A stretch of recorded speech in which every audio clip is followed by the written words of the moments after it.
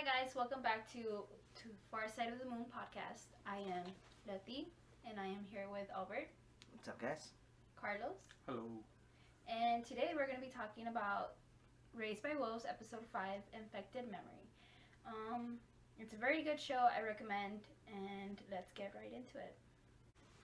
I'm going to start the recap, and the episode starts with this creature, kind of hooded, you can't really see what it is, and it finds a little, I'm gonna say like A little satchel. a satchel, yeah, and Baggy. a little baggy, and he or she opens it, and the trackers from the kids are in there. The scene cuts, and it goes back to the Mithraic camp, and you can hear the clerks singing in the background. You see Mary go up to Marcus, and she shows Marcus how the kids have moved again. So at this point, the Mithraic still haven't moved to try to find the kids. They are still all huddled around this 3D pentagon shape. I want to say that was basically the next day after Yeah. Ambrose got burned, because Like they're still there. And They're you still hear kinda the clerks deciding. singing in the background. I think they're praying. They're sending him off. Yeah, to they're sending Seoul. him off. At this point, you see Mary talking with Marcus, and she's talking about how he heard a voice, because that's how the previous episode ended. How he said that he heard a voice. So she's kind of talking to him like maybe there's something wrong, maybe it was the earwig or something, and he gets mad, and he like cuts her off, and he's like, "Stop doctoring me." Well, because of course, while he may be religious now at this point, where we talked about this in the last episode, she is of course still stone cold atheist. She's like, no, there's an explanation. You know, we were in a simulation for so long. Like that's there has been shown psychosis, maybe even hallucinations that can come from that. At this point, they talk about how now Marcus is your eminence, and he stands up and gathers everyone around, and he starts like, I guess like praising Soul or preaching. And the highest cleric kind of stands up, and she's like, "Why are you the next?" Yeah, like who told you you're the boss now? Yeah, Like, yeah, we can do what you're saying, but it's not your position to say. Lucius obviously stands up for him and says, "I do speak for all of us. Like, I believe I speak for all of us. I believe I speak for all of us. This man is our new, I guess, advisor. I'm gonna say." Their new leader at the point, Yeah. because the cleric does come in and kind of challenges him, because that's the way their, I guess, religion or organization works. It's like, you know what, there's certain ranks that you need to qualify, or maybe even like have before you become an eminence, quote unquote, right? Eminence.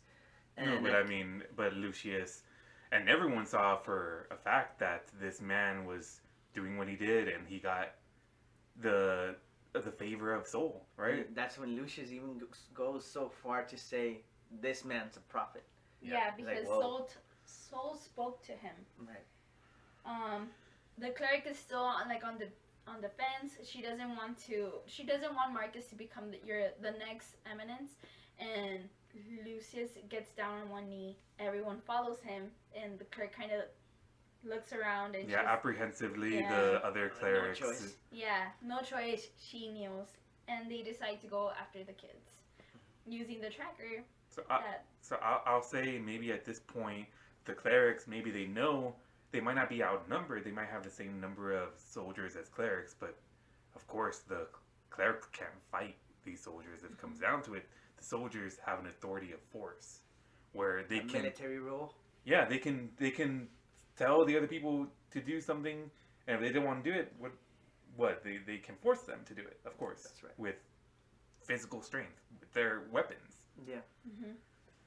And it cuts back to, it cuts to the atheist camp, and you see the kids sitting around the meat that comes from the creature, because Sitting at a table. Yeah, because in the previous episode, Tempest killed the creature.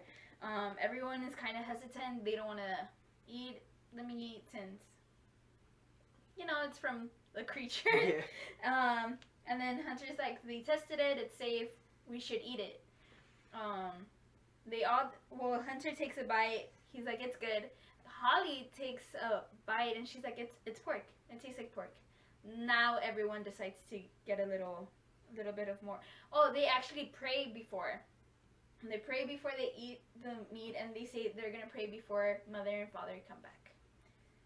I do want to point out that the little Asian girl kind of just brings back to Tempest like kind of feelings, I guess, and she's like, which part is the baby? It's like, yeah. Yeah, because this whole time you could see Tempest sitting at the table with the rest of them, but her arms crossed and her she doesn't even want to look at the meat. She's uncomfortable. Yeah, she's really uncomfortable. And again, she's the one that killed this creature, so she has a sense of guilt, I'm sure. But at this point, I want to say, like, she does have the right to, like, eat more, because she's eating for two.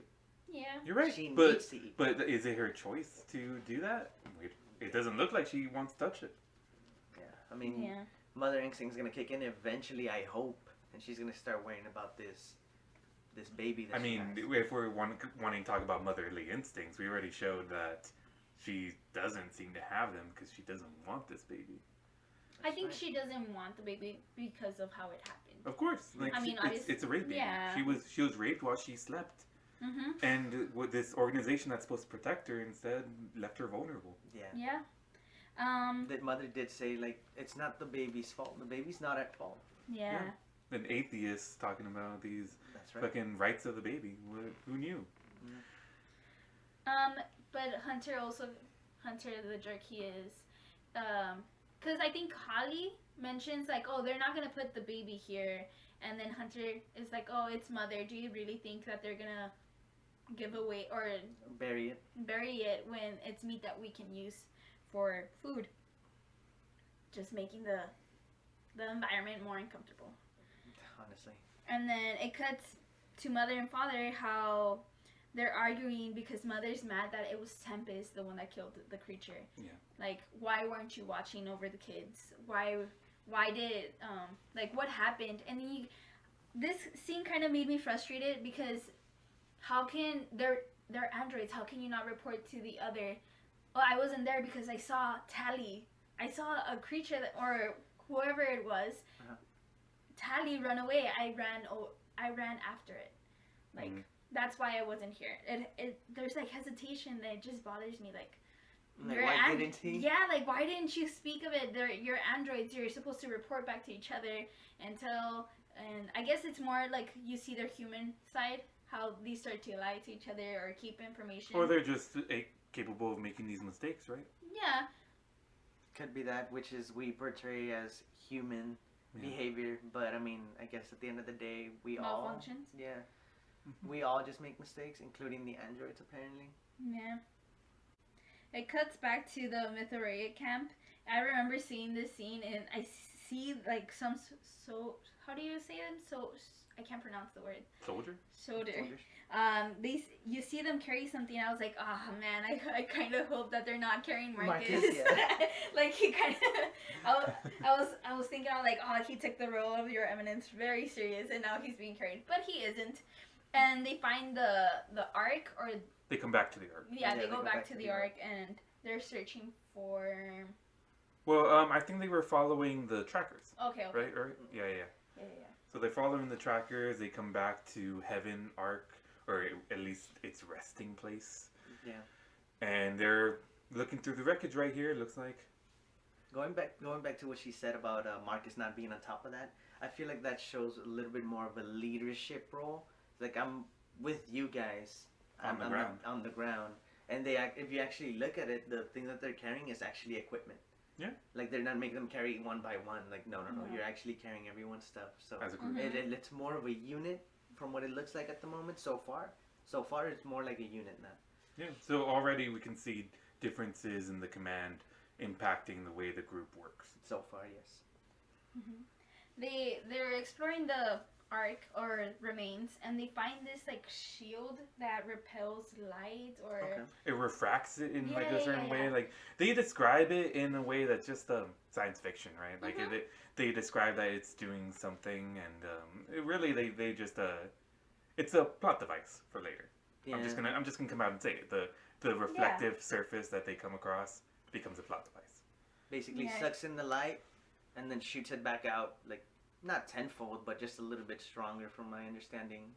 That's what I got from it. Yeah, and Marcus says that it can come in handy when they come, little foreshadowing here. Yeah, and they come across the necromancer. You do see another character introduced. Her name is Cassia. If I'm oh yeah, and Cassia is actually the soldier that Ambrose had tried to get to set the charges, but she said, "Oh no, Soul is greater than me," and she didn't want to do it. But now we see her showing off this equipment to Marcus, and she's the like, new "Oh eminence, you know, the new leader." That's right. Yeah, and they're seeming pretty chummy. Am I right? Pretty friendly. A little too friendly. Yeah, it was kind of like had a little vibe to it. It cuts back to the atheist camp, and you see Father kind of going over weapons with the kids, and they're talking about how, or Hunter mentions how they should use guns instead of sticks and rocks, and Father's like, well, you can run out of ammo, but you can never run out of rocks. So he's kind of teaching them a lesson on how you can use these weapons to kill and hunt. That's how to be resourceful, right? Yeah, and you find Tempest on the side kind of like bothered. I think she's just not... She doesn't want to kill. Yeah, she doesn't want to kill, especially, I don't know, it just brings back memories from how she killed a mother. Well, at this point, the creatures have been completely, what's the word? Humanized. Yeah. Completely humanized in her eyes, and she doesn't want to hurt another one, I'm assuming. The father and the kids go outside, and you see Tempest follow them, kind of just watching them walk away, and she just walks back inside mad, and Mother's just keeping an eye on her. It cuts back to the Mithoraic, and they're still observing the ship or the remains, and they're just looking around. And you hear sounds of struggle. Yeah, you start hearing like grunting, and Marcus is like, he hears it and he walks straight to it, like to see what's going on, and you see people just hitting a new person, and he's like, "What? Enough! What's happening?" And they explained how this man raped a woman on the ship, and he was sentenced to die. Otho, if we remember, I just want to remember his name. His name was Otho. He was introduced. Otho. Yeah. Early episode. Oh, yeah. They remember because they were like, "Oh, if you ask me, I think you should name it Arthur." It's Hunter's voice. I'm trying to. Yeah. There's a little negative Nancy. Yeah. And then Marcus is like, "No, stop!" And he kneels down and looks at the rapist, and he's like, "How ironic that you survived." Honestly, this scene came up, and I'm really bothered that this guy survived. Out of everyone, the rapist survived. Like, really? Yeah, and like they left him there, and they didn't even notice that he was there, right? I do want to say that I'm fine with him being alive because earlier Tempest had made a point to say like, "Oh well, the necromancer killed everyone on the ship, including that guy." And she wanted to see him. But she was looking forward to see him sentenced to death. Yeah.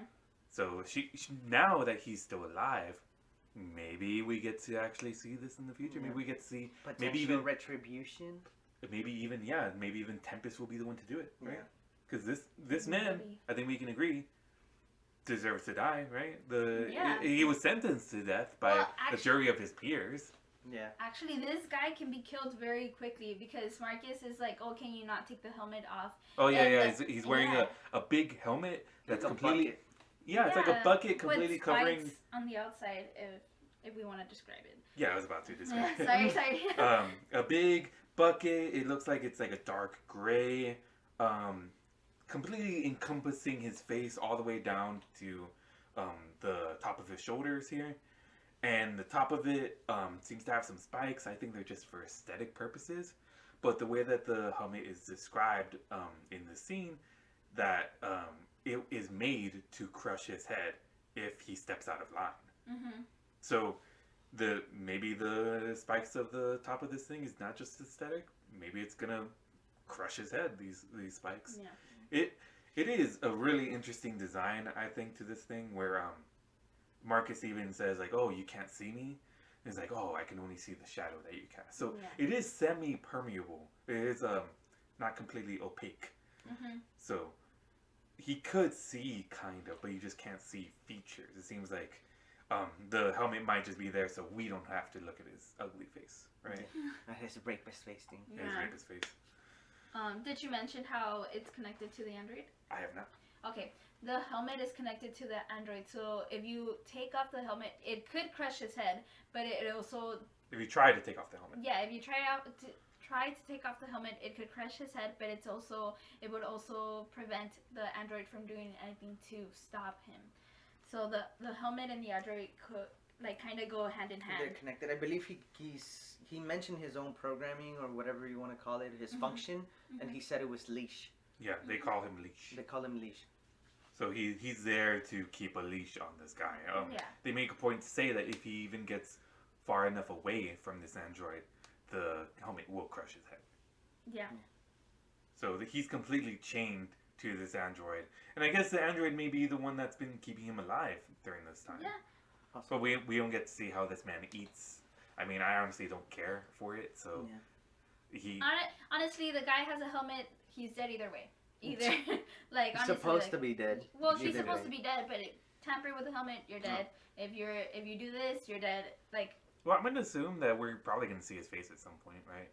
Because the way he sounds like he may be a big actor. I don't know.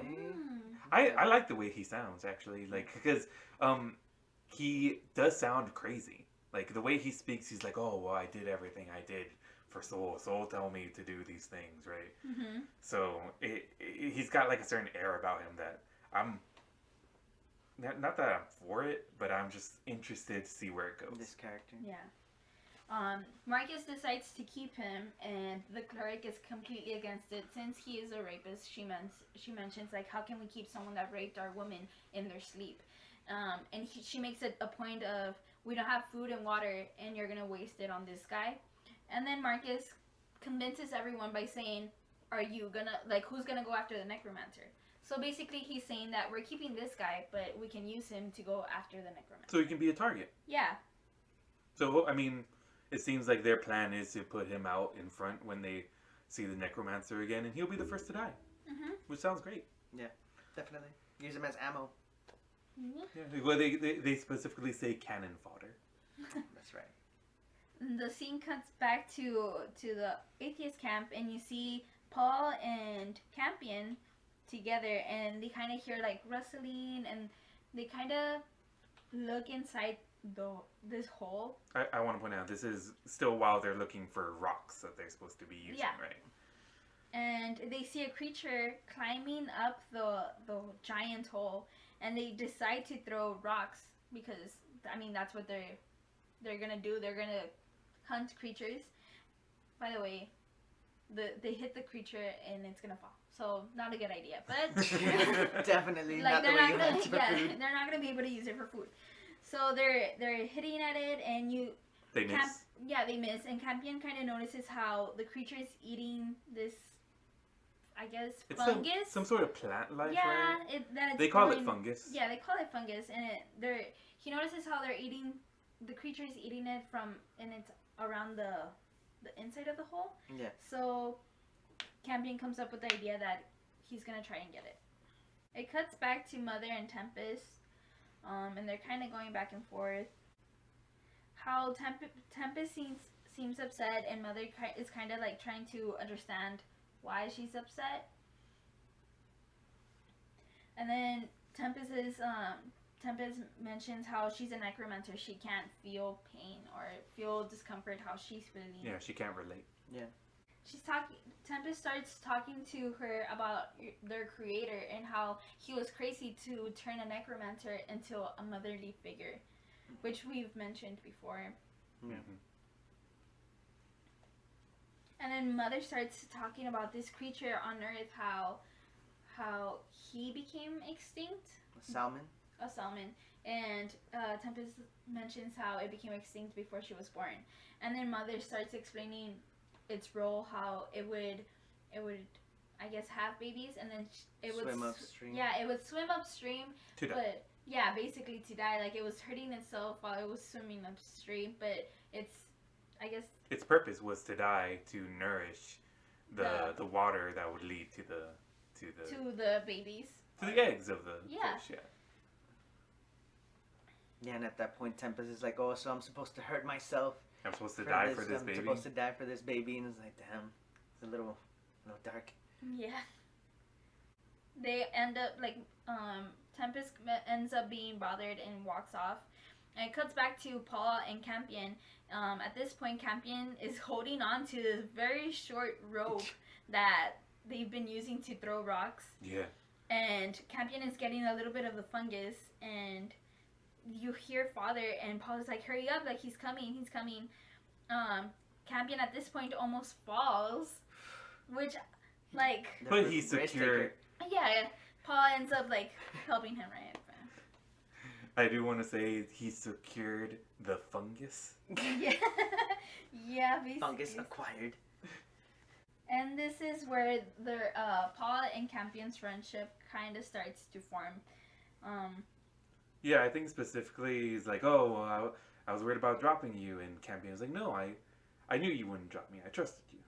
Yeah, and Paul is kind of like, he trusts me. Like, you kind of see how A little bromance is about to build up. Yeah, but also, like, it just brings kind of, like, a safe to Paul. Like, these kids didn't trust me while we were in the sim, but Campion is trusting me. That's true. Yeah, I didn't think about that. I did not think about that either. He was always like an outsider with the Mithraic, but Kids, now yeah. he's starting to be a little bit more relatable with an atheist. Yeah. Should be interesting. Yeah. Mm-hmm. Both of these children, by the way, are possible candidates to be Be a prophet. the prophet. Yeah, the one to unlock the Mithraic mysteries. Child of prophecy. To be decided. I do want to point out here that perhaps I think, in my opinion, Paul's actor may be the best child actor among the lot. I think so too. Because even Campion, even though he's the one that's got the most screen time, Yeah. there are times where I'm looking at Campion and it's like, look at this fucking shit. Look at this amateur.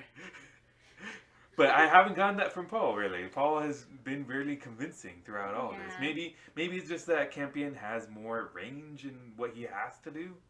Yeah. But Paul has been super convincing to me. It's just, I guess I want to see where this goes, and if in the next season, a spoiler alert, there is going to be a second season of Raised by Wolves. I'm curious to see if they're going to keep the same cast, or if there might even be a time skip. Because there is a time skip. I feel like you're kind of missing out on how these young actors may be able to develop over the course of the year, right? But I am also interested to see where the characters go in a time skip, potentially, right? Right. Yeah. Cool. And hopefully it's a tropical zone time skip that we do. Yeah, maybe. Or maybe even another planet. Oh, do you think so? Well, this planet has been super hostile to them. All the plant life has been poisonous. All the only creature that they've run into wants to kill them. I'm assuming, right? Yeah. So it's kind of hard to argue that they should live on this planet, in my opinion. I mean, I don't think they have the sources to move to another planet anymore. Honestly, the Ark is destroyed. That's so true. Yeah. I think they're gonna stay on this planet whether they like to or not. I feel like what we're gonna see different is if they go to the tropical zone, and that's if they make it to the tropical zone. And I guess I'd better be And safe. who makes it there? That's right. We don't know if people die off. Yeah. What's it called? It cuts off and goes back to the Mithraic camp, and you see Mary or Sue kind of uncomfortable, and she mentions like, how can I sleep with the rapist watching me? And Marcus kind of just puts a blanket on a little doorway, and he's like, there, like, all better. Problem solved, woman. And then Cassia, which was introduced earlier in this episode, kind of like knocks, or she's like, your eminence, and she like peeks in, and then Mark is like, oh, Cassia, come in, and she's all like excited. She's like, oh, you remembered my name. I know. You must be interested in me. Yeah, she's coming in. She's like full smile, ear to ear, Yeah. just really happy to be here serving His Eminence, right? Yeah, And she gives him food. She's like, here, we collected our rations and they're for you, and then We made sure that there was enough food for you to have a full meal. She looks head over heels over Marcus, Yeah. by the way. Just want to point that out. Like, that's not a regular smile. This is a no. Oh my god, this guy is my boss now. And then Marcus gets the food and turns to Sue, and he kind of just gives her like a little, I guess like a smirk. Like, Yeah, like, what are you gonna do? What are you gonna do? I'm so cool, you know. And then I want to point out here that Cassia gave 1 can to Mary/Sue. She gave 3 cans, 3 portions to Marcus. Yeah. Yeah. At this point, they sit down, and Mary's like, "Oh, you really took on your role of your eminence," and then he's like, "It has its perks." And he hands one of the cans Yeah, and over to him. So they each have 2. Yeah, and he says like, "Oh, here, Sue," and she kind of looks bothered, and she's like, "Call me by my real name when we're alone." And then Marcus does this like, it's like a confused look, yeah, right? like, what do you mean? And then Sue kind of like is taken aback, and she's like, That's not funny, Caleb. "Yeah, it's not funny, Caleb." And he starts laughing, and they had like a little moment. I thought it was cute. I want to point out, actually take away from your feeling of it being cute. He doesn't call her by her name. He really doesn't. I'm questioning if he remembers. I think it might be fading, because even, well, I mean, We don't know how the voice or whatever has been affecting his mind, right? But we know that this whole, like, at least in my opinion, the deception of having to try to convince everyone else you're someone you're not, it's got to have its toll on the mind, right? Yeah. Like, you're turning into this character now, and you're actually forgetting your old self. Like you mentioned earlier on the previous episode, where Caleb is dying. At what point does he become at, Marcus? And that's why whenever I mention him, I'm always addressing him as Marcus. Because I believe he's become Marcus. I don't know if he's Caleb the way he was before. Yeah. But Mary/Sue is, of course, really much Mary. She is still she's still the person that she was before the surgery, and she's trying to hold on to that with both hands. And it seems like it may be slipping from Marcus/Caleb. Yeah. After this, I guess it's just a little time skip. I guess they're asleep already, but Marcus wakes up because he hears like praying, and he kind of opens the little curtain that he put up, and he sees the rapist praying, and he's talking to Soul, and he's wondering why he doesn't speak to him anymore. And Marcus is very intrigued by what this guy is saying. What I found funny was that the rapist turns to look at him, even though he's only supposed to be like seeing shadows. I didn't notice that. Yeah, like, how can you? How do you know that there's someone there? Right. Well, he may be feeling him, right? Like, he may be feeling Soul, right? And Soul's currently with Marcus. From what we're getting. Yeah. Because he's not talking to him anymore. The prisoner made sure to say that out loud, like, "Oh, where are you, Soul? Why won't you speak to me?" But I would say maybe Marcus is interested just because, like, hey, this man says he experienced the same thing I'm experiencing right fucking now, right? Like, where he is hearing the voice of Soul, and he's completely terrified, potentially, Marcus. Because now he could become a rapist? Potential. Well, I wouldn't say that. I would say that, okay, well, he's saying that Soul made him do those things to those women. What is Soul going to make me do? Yeah. You know? Yeah, he's put in that position. It's like, oh my god. Yeah. Or, oh my soul. It goes back to the atheist camping. You see Father putting Paul in the bed because everyone's asleep, and Father and Mother go outside, and they start talking about how Father thinks the creatures might be nocturnal. Is that how you say it? Yes. Okay, nocturnal. And then Mother starts talking about how she's gonna do a little patrol. Yeah. And ask about the fungus and if he's tested them, and father says no, and she asked, oh, where did you find it?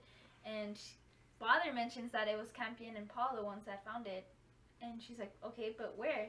And he mentions how he wasn't there. He didn't see. He didn't see. I was like, oh well, how could that be? You're supposed to be watching the kids. And she's a little hard on him right here for this, because as we know, he's already made a few mistakes, or at least perceived mistakes. Perceived as mistakes by Mother. By Mother, since he left Tempest alone and Tempest killed the creature. That's why she's really bothered by it, like, because he wasn't there to watch over her. And now she's bothered, but father's like pushes back, and it's like, well, how can they grow, or how can they grow when we're not here? They have to be independent and learn how to be independent. Or you mean, how can they grow? How can with they us? fend for themselves if we're always watching over their shoulder? It's like, you gotta. I understood that completely. I mean, you do have to let these people do things on their own. Like, they're not always gonna be holding their hand and walking them through every step. It's like, no, you need to struggle on your own. Yeah. Because that's what's gonna happen when they leave. Because eventually they're gonna malfunction, like they've been saying. I want to talk about for a minute just about how they seem to be having a lot of back and forth with Mother's confidence in Father. Where in the last episode, even though he fucked up, Mother went into it like, oh, well, I'm just happy all the kids are fine. We found all the kids. Thanks to you, thanks to me, we're working together to do this. And she's even giving him the opportunity to prove himself by putting him in charge of what to do with the creature, right? Yeah.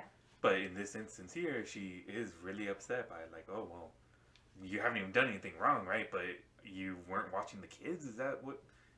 And so she's taken aback by that. She's pushing back on him. And I want to point out in this scene, she's taking out her eyes to put in the necromancer eyes. And the way that she looks at him without the eyes, It's condescending. No. I would say it's kind of haunting. Right? Oh, okay, yeah, I know what you mean. Yeah, because it's sort of scary the way that, like, oh yeah, she's trying to tell him, like, oh no, like, I still believe in you. It's just what you're doing is kind of contradicting what we're supposed to be doing or whatever, right? And just a look with no eyes, and they're gonna use it a few times, but the way that Mother looks without the eyes is really haunting. That's all I want to say. Mother takes off in her necromancer form. Yes, and she's observing the grounds, and she's kind of just doing a patrol, and she ends up seeing Tali. She lowers herself and she runs after Tali, and she's looking for her, and she's very intrigued. But I remember her voice kind of like changed. Yeah, changed a little, because that's her first gen kid. This is the first kid that passed away, and she's seen her after like a good while, at least in what I think. She's running after her, and she ends up going back to the pods where she connected herself in the previous episode to go into the sim. So Tali led her back to the pods. Yes. Or Ghost Tali, because Ghost again, Ghost Child. Credited as Ghost Child. Yeah. And again, just like Father, obviously you guys noticed, just like Father, she's unable to catch this Tali. And we know that Mother is obviously stronger, faster, more alert, I guess you could say. And she still doesn't catch up to her. She loses her. A couple times, not just once, but the chase does go on for a little bit. Before they end up getting to the pods. Exactly. And she ends up finding the Tali's little doll, and she hears a voice saying, "I miss you, come back." Well, it's Tali's voice, right? Yeah. Tali's voice. So it's just an echo, and so I think we're supposed to assume that, like, yeah, it is some sort of ghostly voice, because if it was Tali, then Mother would have heard where it's coming from. She's been known to have an extremely high sense of hearing. So she can hear everything around her, but she can't tell where this Tali's voice is coming from. Yeah. It's very strange. Mother decides to get in the pod and connects herself into the sim. She gets there, but the monk that was praying there before isn't there anymore, but Tali is.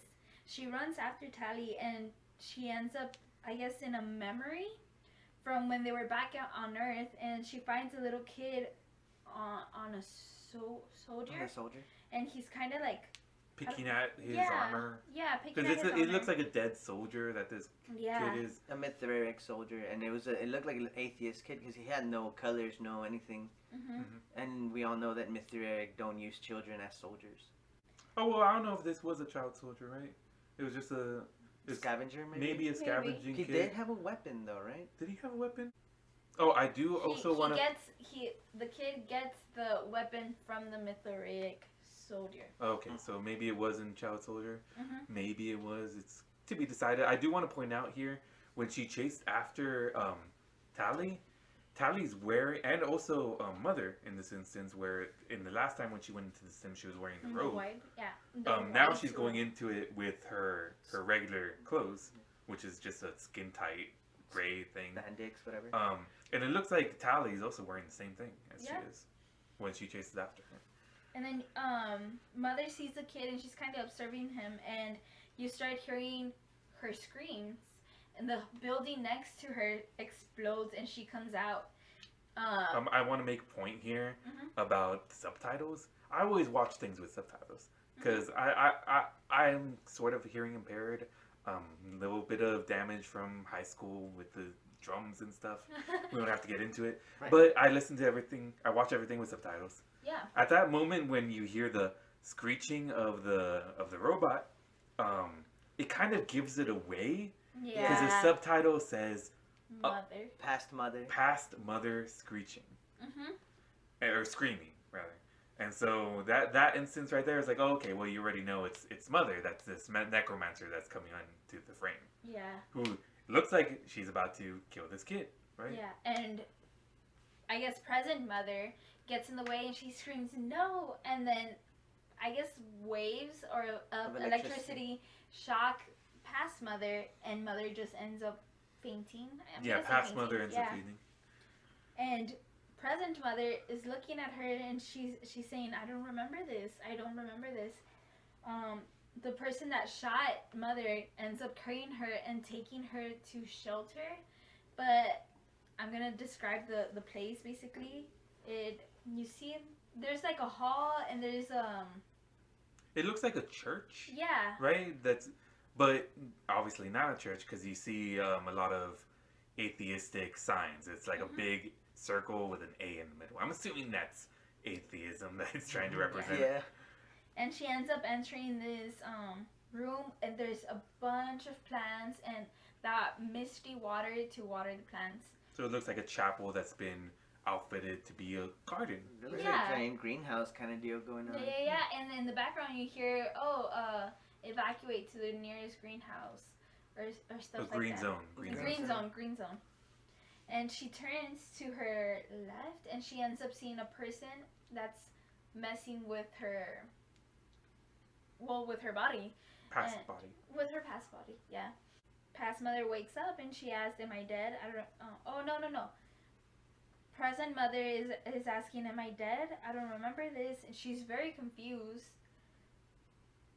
Because past Mother is laying on the table, completely chest opened up, as all her circuitry exposed, with this man standing over her, pretty much poking and prodding, experimenting, let's say, with her. Yeah. Mother ends up waking up. Well, the guy wakes up Mother, and she doesn't have her eyes, so she's asking for him to identify himself. We find out that it's Campion Sturge, their creator. The non-believer. She mentions how he's a traitor to his family since he was born Mithridatic, but he turned atheist. And stole their equipment and secrets for the atheists. So really, I mean, truly a traitor. Yeah, right? Truly a traitor. I'm actually really excited that they brought in this character. We're finally seeing a face to Campion, the original Campion. So we see this scene, Mother's being very threatening towards this guy, calling him a traitor, a thief, just talking about how she really would like to kill him. But in return, Campion is saying that we're going to make you our new greatest hope. Yeah, and he ends up putting her to sleep again. She's since he's gonna continue working on her and picks her up. I guess at this point we're talking about Campion basically reprogramming her, and this is where it came from. This is the person that reprogrammed the necromancer, which apparently everyone thought was impossible, or there's no way this could be done. Not by atheists. Exactly, right? Not by atheists, right? But now we finally have a face to this creator, which we know was Campion, and I guess it backs up the fact that this cannot be done by an atheist. Technically, that's true because this guy was born Mithraic. Yeah. Well, okay. You may have a point, right? Just because in this world, maybe the atheists didn't have education the way Mithraic people did, right? Yeah. Because so far we've seen from atheists, dirty, really just living in slums. Yeah, we see it with Caleb and when he was younger in the flashbacks. Yeah. Yeah, they do make him seem I guess kind of savages in a way, not really, because they do mention and they make it very clear that only atheists use children as soldiers, and they make it seem very, very like a bad thing to be an atheist. But I mean, it's really not. It's just portrayed this way in this show. Well, I would say maybe it is terrible that they're using children soldiers, but we actually don't see enough of the atheists. Maybe it is the only option they have. Right. Because maybe they're few in numbers, and I mean technically that could have been it because they did lose this war, from what we heard. Lost the war. Well, that scene kind of jumps. Like she's still in the sim, but time passes because you see the plants that were there before just completely dead now. Mother sees her past self in the table, but she's covered up now. She goes towards her and she passes her hand over the body, and she kind of okay, I guess she recognizes how much she's changed now. And original Campion goes in the room and he's carrying a baby, and she still doesn't have her eyes, so he says, "Oh, I have a surprise for you," and she's like, "Oh, a surprise?" And then he puts the baby in this little crib. I'm gonna say crib. Yeah. Like the hospital cribs. And like some sort of incubation thing, right? Yeah. And then at this point, Mother can hear the whining, and it's like, "Oh, you brought me a baby," and you can hear in her voice that she's excited. She's looking forward to this. It's something that she's made to do now, right? Yeah, and then Campion tells her hold out your arms, and he carries the baby and puts the baby in her arms. Well, she expresses that what do you want? And it's like, "Oh, well, I want to hold it." Yeah. And so he releases her restraints. She puts her arms out, and he puts the baby in her arms. Yeah. And it is this really young-looking child that she's now coddling. She's looking like a real mother when she's nurturing this child, right? Holding the baby. And everything's fine until Campion mentions... Well, she starts asking questions like, where'd you find it? Where'd you find a baby right now, right? It's like, we found it in the camp. The parents are dead. They were atheist resistance fighters. Everything's fine until Campion mentions the word atheist. And I covered my eyes for this. I didn't want to see it. But Mother holds the head and just snaps his... Well, at that moment, when she hears it, her face completely changes. Yeah. She's stone cold. But still holding this child, hand on the head. And that's the moment you say you looked away. I'm sure you knew it was coming. Yeah. She completely snapped the baby's neck. Which, now we know, not a baby. Not a baby, thank God. It's a robot. Little android baby. Yeah. It was a test Campion formed to see how his programming was doing. I want to point out, at this point, because he's obviously trying to reprogram her into being the savior. Being a mother. Being the mother. The implants. He finally put the implants we talked about in the first episode, it was like a dog kind of deal. You see all the 6 on the side. 6, 3 on each side of her. Yeah, I guess her abdomen. Yeah, because they sit her up and she's naked. There's no spandex, there's no suit or anything, and you see her stomach, her abdomen, and that's where you see those little entrances for the umbilical cords, I guess you could say. Yeah, whatever it is that she needs to connect to the pods. Which we saw in the first episode, and she was able to bring the embryos into life. Yeah, which shows you the fact that he's been working on her and he's been trying to create her into something different. I kind of also want to point out the fact, because I forgot to mention it, how Campion now is wearing a mask like he's protecting himself from fumes, I guess. Well, He did mention that that zone was inhabitable, uninhabitable. yeah, because the emergency broadcast was saying that the oxygen levels are low. That's why you need to go to a green zone. And we saw that they had the plants, right? But in this scene now, we see that they are dead. They are dying. And so he may be using the mask not to make the air, not to treat the air, but just so that maybe it's holding oxygen in the mask for him. So he's breathing in with the mask on. After Mother snapped the baby's neck, she feels how Campion is disappointed, and he mentions how he has to put her to sleep, and she says like, she's scared. She's scared. She doesn't want to, but she mentions, I like spending time with you, or I like the time we spent together. And then Campion's like, I do too. But he ends up putting her to sleep. But you kind of see this like relationship building up, I guess. At this point, I want to point out, because we talked about the way this past mother looks. She actually has a different hairstyle. And it's actually it's similar to Marcus's and Mary's. Yeah. Because like a little mullet. Yeah. It seems like the Mithraic people, if they have long hair, they put it in the form of a mullet, which I think is kind of funny. It kind of looks weird on her.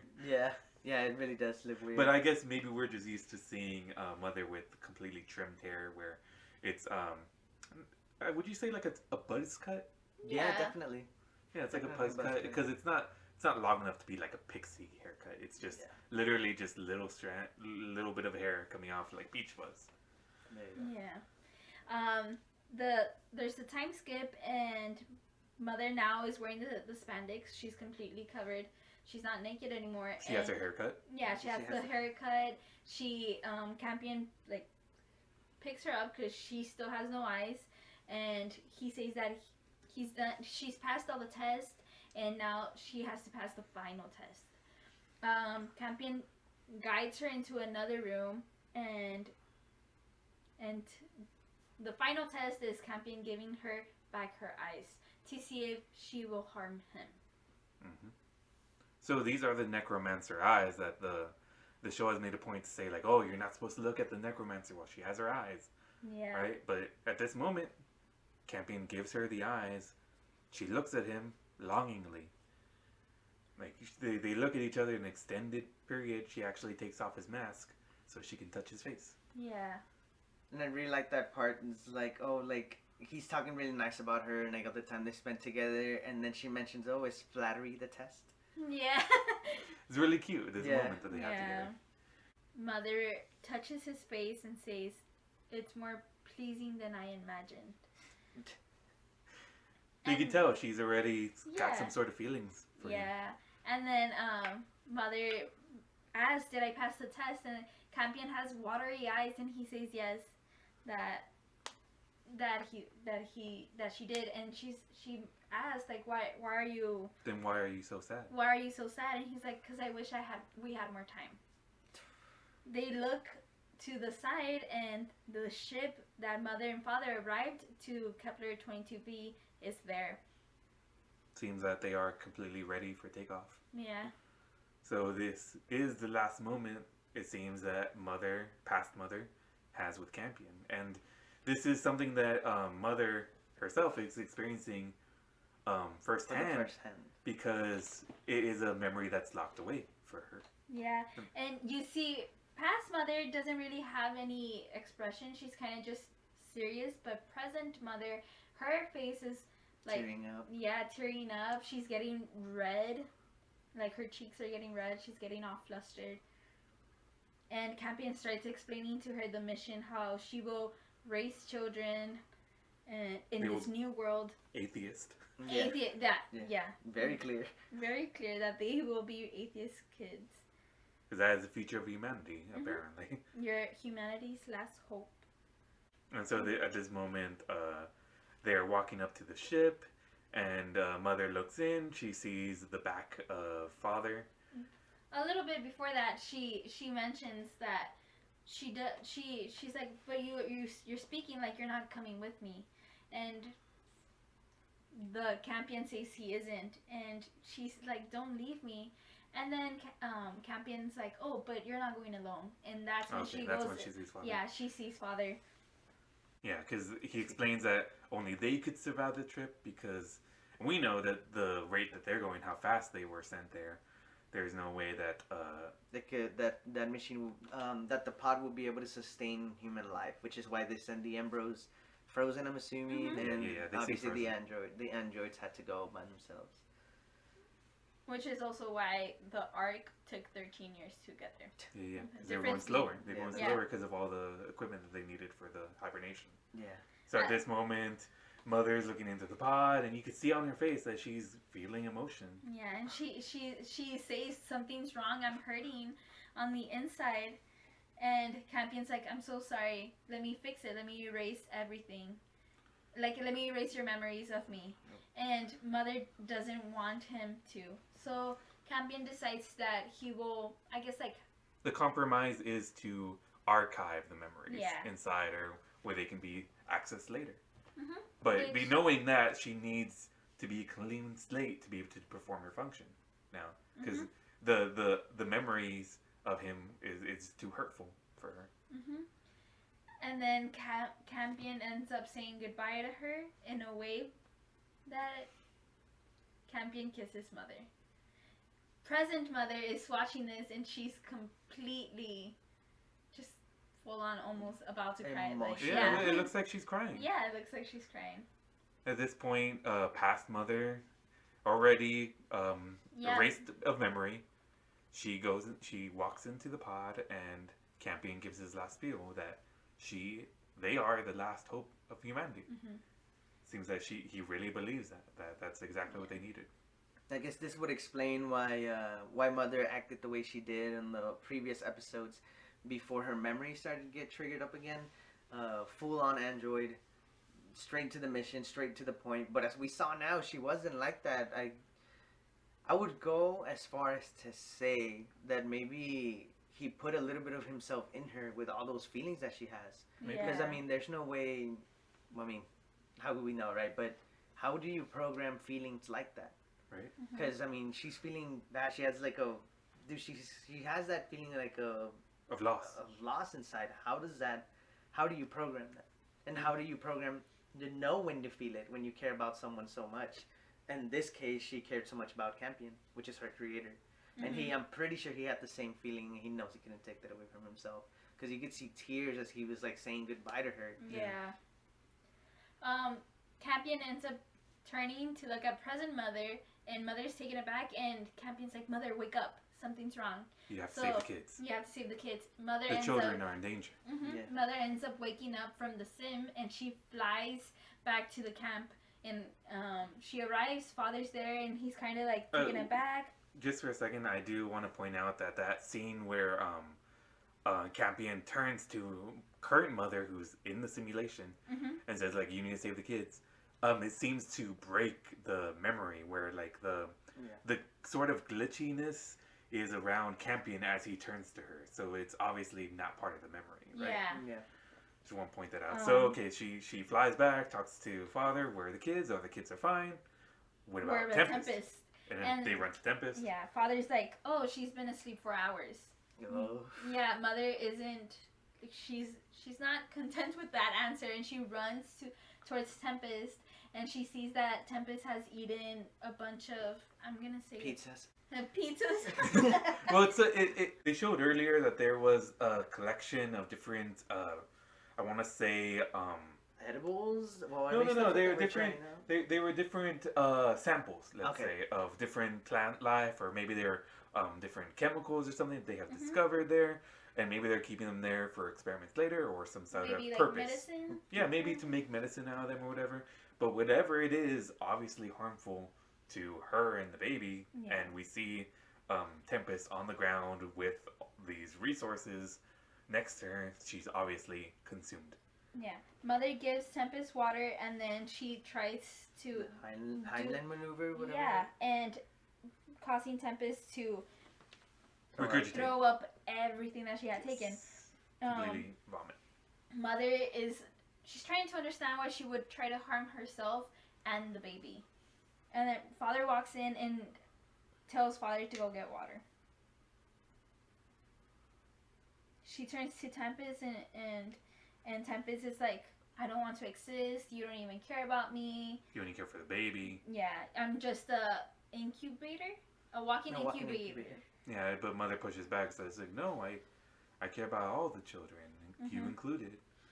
Yeah, and then But whatever, it doesn't seem to affect Tempest. She's still like, no, like, you don't want me or whatever. But it's, you can see in mother's eyes that like, oh, okay, well, if she wants to be left alone, okay, but yeah, there's nothing she can really say at that point, right? Yeah, Tempest mentions how she's not an android. She can't just fix her. Something's going on with her. Obviously, she's depressed, I think, and which can be fixed. Yeah, but not how mother wants to fix it. Or maybe it can be. Or maybe it can be, but she just assumed that she's just trying to plug something into me and just fix it like that. Yeah. Like, no, that's not how that works. Yeah. We don't know what she would try to do, but it would obviously not work as long as Tempest is not cooperative, right? Yeah. Definitely. So obviously you just gotta leave her to her own thing, and the scene sort of ends with Tempest up against the wall. Just she backs her head into the wall, sort of frustrated, right? Out of frustration, she smacks her head against the wall. Yeah. It cuts back to the Mythoraic camp, and they're walking towards a giant skeleton snake. Yeah, a skeleton of a snake.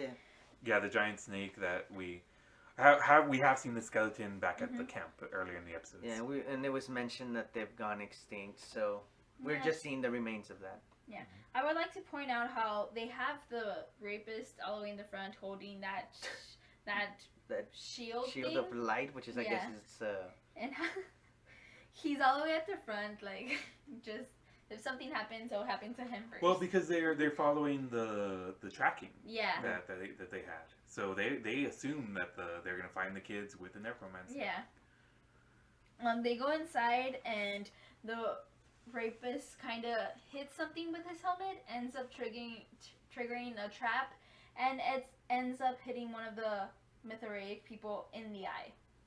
Mary/Sue kind of takes over it, checks to see if he's okay, and he's all worried. He's like, am I gonna die? And she says, everyone dies, but you're not today.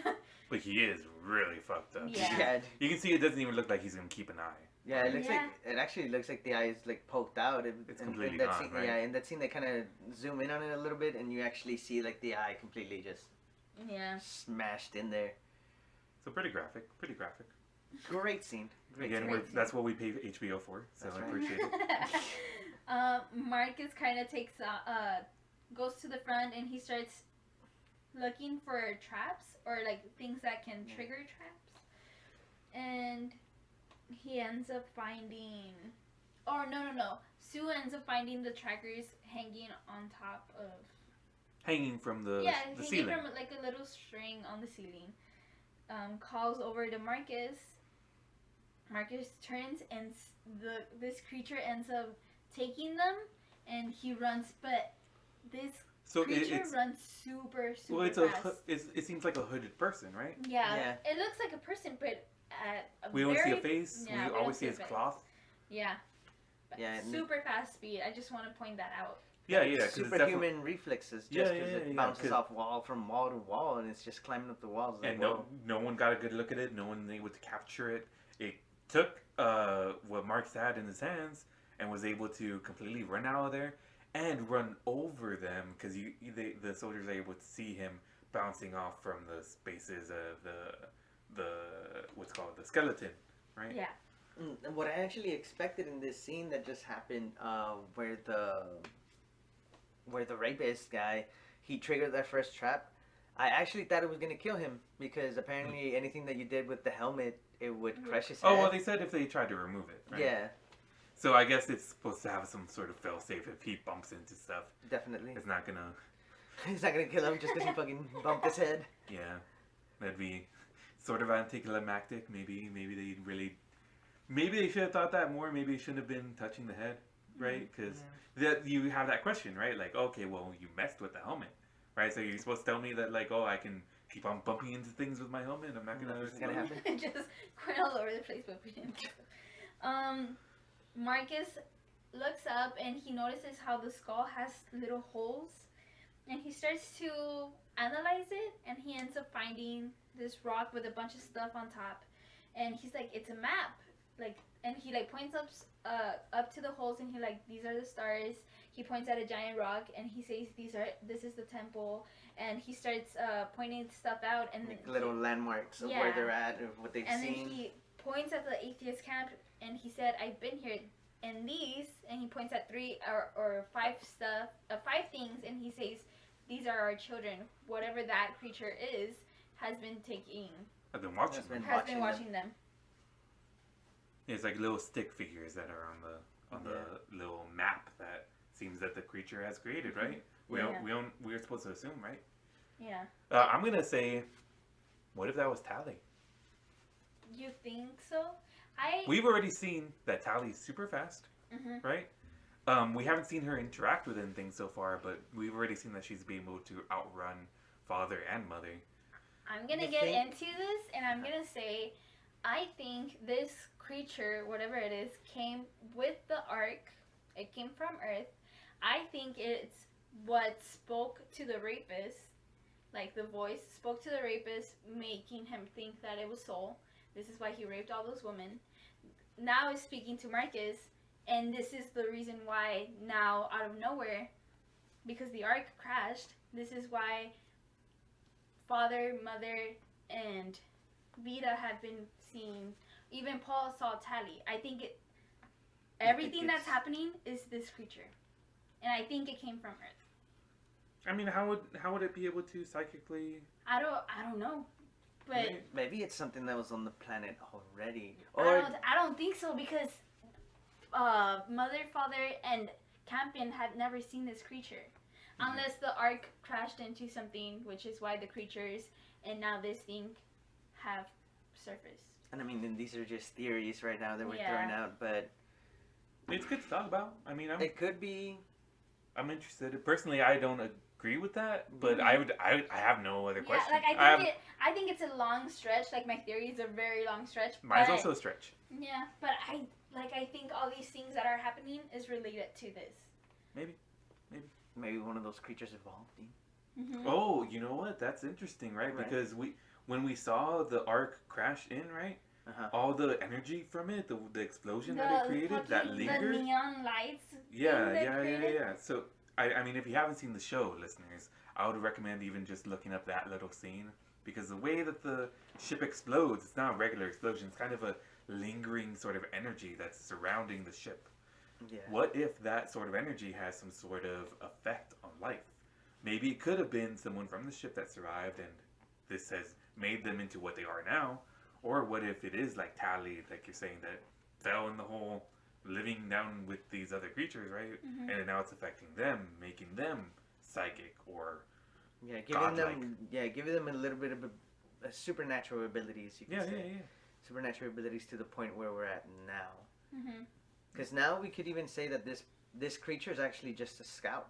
Could be something, and could be reporting to something else. Could just be that was the post where this creature's at. Because there's no way it's only scouted just that area. Because it made a map of it, very, very specific map of just that area. Yeah.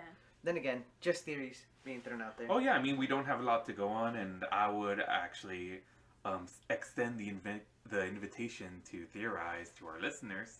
If you have any sort of theory of your own, or just your thoughts, feel free to share with us. You can always find us on Twitter. Comment down below. Below. You can even email us. I'll put the email down below as well. Appreciate that.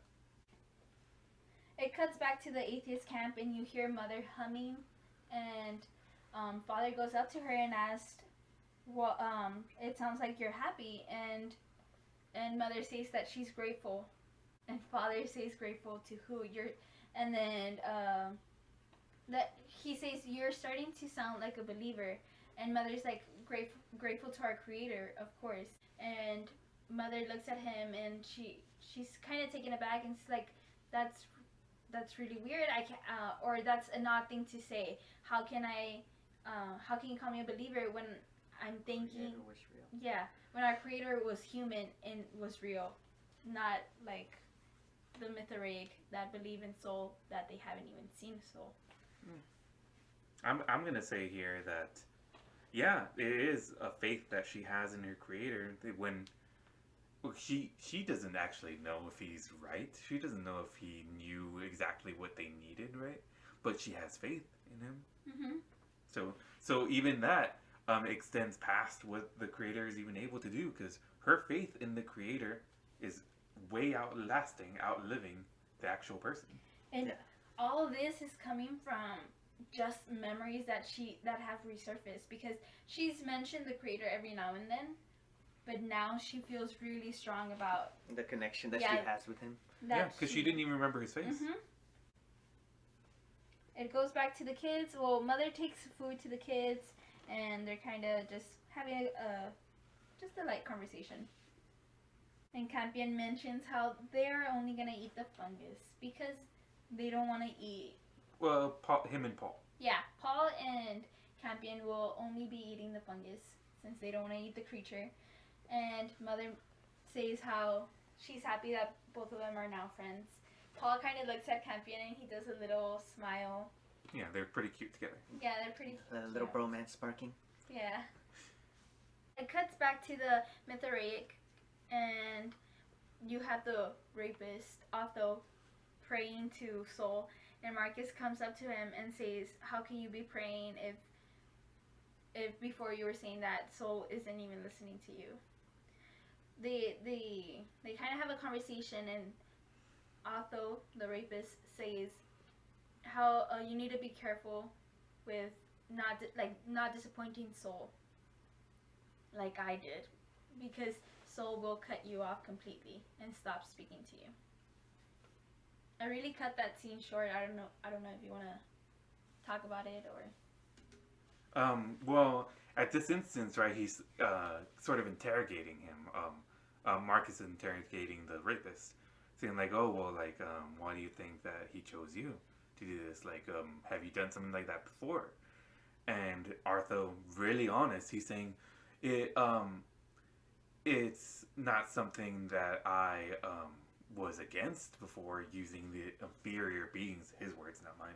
He says, using inferior beings to satisfy my desires, implying he was a rapist before even hearing Soul's word.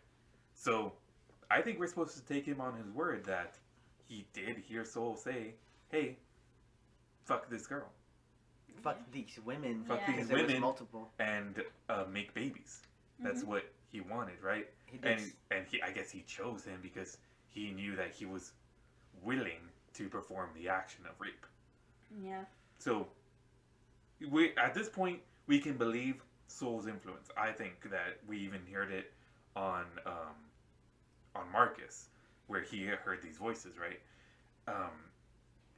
And he's being Artho, the rapist, is even being honest, saying that like, "Oh yeah, I raped these girls, but in this instance, Soul told me to rape this girl." Yeah, like Otho says, Soul told me to be fruitful. Yeah. Yeah. Yeah. Spreading that seed. Yeah. So I just want to point that out, that like, whether or not this man has hurt Soul and told him to do those things, he's still a complete piece of shit, because he was a rapist before then. Yeah. And he was still a higher member of the church. Yeah. So Yeah. And that's then so far they haven't got into it, but we don't know the extent of his crimes, right? Like, we don't know exactly what he did, but we know that he raped this one girl who's, I guess, 17. Yeah. So we don't know the age of the other victims. yeah, but we know that he was so willing to use these Influence. inferior beings or whatever. Marcus walks out and he goes with Mary/Sue, and she asks him what that was about, and Marcus says how this guy is completely nuts. A little bit further, and Marcus and Mary/Sue end up having sex. During that sex scene, Marcus is on his back and he starts going like Hallucinating. He hallucinating. You kind of see that fuzziness that I was talking about in the previous episode in his eyes, and how he starts seeing everything kind of just warp. It's really, he's looking up at the skull where they're laying under, because at this point the Mithraic have set up camp at this skeleton of the snake, and it looks like Mary / Sue and Marcus have the head of the snake where they're sleeping. Yeah. And so he's looking up and he sees the skull of the snake and see the way it twists, and it's really interesting the way that like it's very trippy. It's really trippy the way that Yeah. the light bends and the way that the hallucination is presented to Marcus, right? Mm-hmm. He starts seeing blood come out of Mary. Yeah, like she's on top of him. From her chest, and he looks at his hand and he sees this knife, and then he turns to the shield that they had. The light shield. The light shield that they found earlier in the ark, and he looks at himself, and he has the helmet that the rapist has. It's a really, really, really trippy scene. Like, is that what Arthur would see before he even got the helmet? Maybe. And I want to point out that knife that he sees is actually the golden little scalpel that mother created. So foreshadowing that scalpel is gonna be used for some deadly ass shit. Well, yeah, and I want to point out that anyone that's saying that, like, oh, well, he's just hallucinating because of the effects of hibernation, they talked about it before. They were trying to explain it away with reason, the atheist reason, right? He hasn't come across Mother. There's no way that this guy knows. Well, he has come across Mother. No, but there's like, no way that he hasn't seen this knife. Yeah, exactly. But and I also want to say, you talked about how he's wearing the helmet here. Yeah.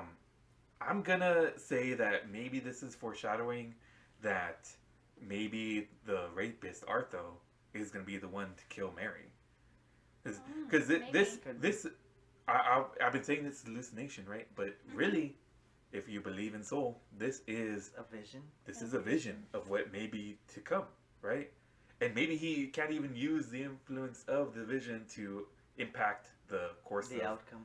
The outcome. Maybe it's just going to be what happens, whether or not he tries to stop it. Maybe even him trying to stop it from happening will cause it to happen. Whether or not it'll be him to do it, because in this scene we've seen his bloody hands, him holding the knife that cuts her.